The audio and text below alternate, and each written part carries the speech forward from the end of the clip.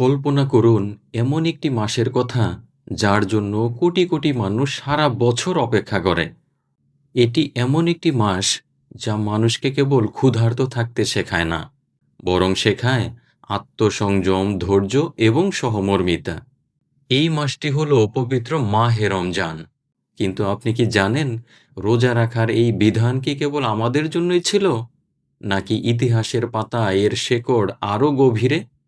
আজকের পর্বে আমরা উন্মোচন করব রমজানের গুরুত্ব, ইতিহাস এবং বিশ্বজুড়ে রমজান পালনের বৈচিত্র্যময় গল্প।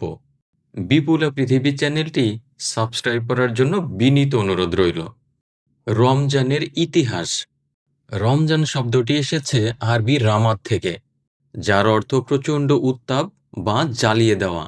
যেমন আগুন লোহাকে পুড়িয়ে খাঁটি করে, তেমনি রমজান মুমিনের গুনাহ পুড়িয়ে তাকে পবিত্র করে।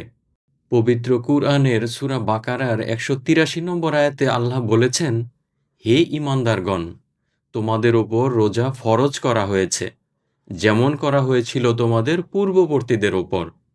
হ্যাঁ, রোজা কেবল উম্মতে মুহাম্মদের জন্য নয়, বরং আদি পিতা হজরত আদম আলাইহিসসালাম থেকে শুরু করে হজরত নূহ আলাইহিসসালাম, হজরত মুসা আলাইহিসসালাম এবং হজরত ঈসা আলাইহিসসালামের যুগেও প্রচলিত ছিল।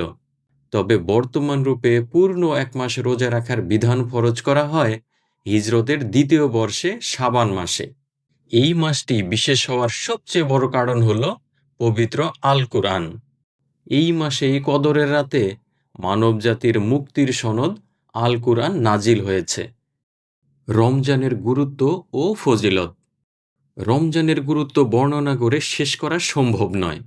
হাদিসে এসেছে, রমজান মাস শুরু হলেই জান্নাতের দরজা খুলে দেওয়া হয় এবং জাহান্নামের দরজা বন্ধ করে দেওয়া হয়।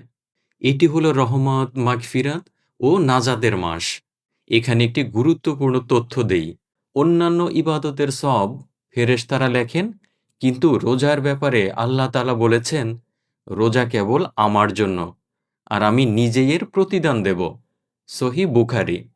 চিন্তা করে দেখুন, সারাদিন পিপাসার্ত থেকেও একজন মুমিন যখন নিভৃতে এক ঢোক পানিও পান করে না, তখন তার অন্তরে আল্লাহর প্রতি যে ভালোবাসা ও ভয় কাজ করে, সেটিই হলো তাকওয়া। আর এই তাকওয়া অর্জনই রমজানের মূল উদ্দেশ্য। বৈজ্ঞানিক ও শারীরিক উপকারিতা।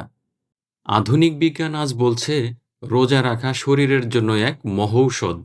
জাপানি বিজ্ঞানী ইয়োশিনোরি ওসুমি ২০১৬ সালে চিকিৎসা বিজ্ঞানে নোবেল পান অটোফেজি আবিষ্কার করে। সহজ কথায়, যখন শরীর দীর্ঘক্ষণ খাবার পায় না, তখন এটি নিজের ভেতরকার অসুস্থ ও মৃত কোষগুলোকে খেয়ে ফেলে শরীরকে পরিষ্কার করে, যাকে আমরা ডিটক্স বলি। অথচ এই কাজটি মুসলমানরা পালন করে আসছে বছরের পর বছর ধরে। রোজা রাখলে মস্তিষ্কের কার্যক্ষমতা বাড়ে, রক্তে শর্করার মাত্রা নিয়ন্ত্রণে থাকে এবং হৃদরোগের ঝুঁকি কমে। বিশ্বজুড়ে রমজান বৈচিত্র্যের গল্প। রমজান মানেই এক বিশ্বজনীন উৎসব, তবে পৃথিবীর বিভিন্ন দেশে এর পালনের রীতি ভিন্ন ভিন্ন। মিশর। মিশরে রমজানের সবচেয়ে বড় প্রতীক হল ফানুস বা রঙিন লণ্ঠন। ফাতেমীয় খেলাফতের সময় থেকে শুরু হওয়া এই ঐতিহ্য আজও শহরগুলোকে আলোকিত করে রাখে। তুরস্ক। তুরস্কে সেহরির সময় ঐতিহ্যবাহী পোশাক পরে ড্রাম বাজিয়ে মানুষকে জাগিয়ে তোলা হয়। সৌদি আরব। মক্কা ও মদিনায় বিশ্বের সবচেয়ে বড় ইফতার দস্তরখান বিছানো হয়, যেখানে ভাষা ও বর্ণের ভেদাভেদ ভুলে সবাই একসাথে বসে। বাংলাদেশ। আমাদের দেশে চকবাজারের ঐতিহ্যবাহী ইফতারি থেকে শুরু করে পাড়ায় পাড়ায় ইফতার বিলানোর যে সংস্কৃতি, তা ভ্রাতৃত্বের এক অনন্য নিদর্শন। মাগরিবের আজানের আগে সেই শান্ত মুহূর্তটি যেন এক অপার্থিব শান্তির পরিবেশ তৈরি করে। আমাদের করণীয় ও উপসংহার। রমজান শুধু না খেয়ে থাকার নাম নয়।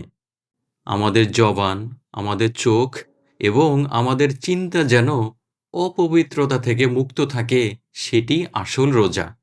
আপনার সামর্থ্য থাকলে রমজান মাসে অসহায় মানুষের পাশে দাঁড়ান। মনে রাখবেন, এই মাসে একটি নফল ইবাদতের সওয়াব অন্য মাসের একটি ফরজের সমান। রমজান আমাদের শেখায় ধৈর্য, আমাদের আরও শেখায় যে জীবন মানে কেবল ভোগ নয়, বরং ত্যাগের মধ্যেও সুখ আছে। আজকের এই ভিডিওটি যদি আপনার ভালো লাগে তবে একটি লাইক দিন এবং শেয়ার করে অন্যদেরও রমজানের এই মহিমা জানার সুযোগ করে দিন। আপনার রমজান কেমন কাটছে বা রমজান নিয়ে আপনার পরিকল্পনা কি, আমাদের কমেন্টে জানাতে ভুলবেন না। দেখা হবে বিপুলা পৃথিবীর পরবর্তী ভিডিওতে। আল্লাহ হাফেজ।